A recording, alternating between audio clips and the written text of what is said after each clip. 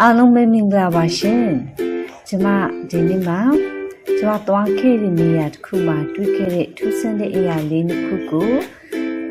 ပြန်လည်ပြီးတော့ဝေမျှချင်ပါတယ်ပထမတစ်ခုကတော့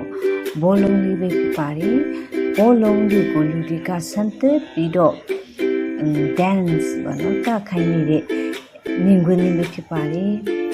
ဒီဘောလုံးလေးကိုလူတွေကဆွေးဆောင်မှုရှိအောင်ဖန်တီးပြီးတော့ကခိုင်းနေလူတွေရဲ့စိတ်ဝင်စားမှုကိုသူတို့ကဖန်ဆားထားတာကိုတွေ့ရပါတယ်ဆွေးဆောင်မှုရှိပါတယ်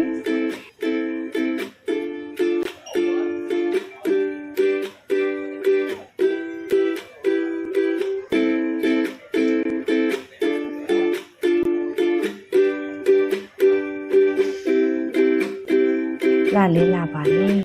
ဒုတိယတနေရာလေးကတော့အမြဲတမ်းရှားပါတဲ့နေရာလေးမှာဒီတဘာဝဆန်ဆန်ဒီစီးကြတယ်လို့ခံပြီးထားတဲ့နေရာလေးဖြစ်ပါတယ်ဒီကတော့ကြည့်လိုက်ရင်ဖြူတယ်ဒါပေမဲ့ဖြူအောင်လို့လုပ်ထားတဲ့အရာလေးက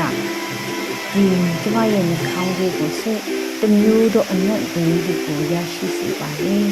တဘာဝတရားကိုတော့ဘယ်နည်းလဲနော်တဘာဝတရားကတော့ကောင်းတယ်လို့ပေါ့မရှိတဲ့နေရာမှာရှိအောင်ဖန်တီးထားတဲ့အရာလေးကတော့လာတယ်ဒါပေမဲ့တဘာဝတရားကတော့မမြင်ဘူးဆွေးဆောင်မှုရှိအောင်ဖန်တီးထားတယ်ဖန်တီးထားနိုင်တဲ့လူတွေကိုလေဒီမှာကဂုံယူနေပါတယ်ကျေးဇူးလည်းတင်ပါတယ်ဒါလေးတွေကတော့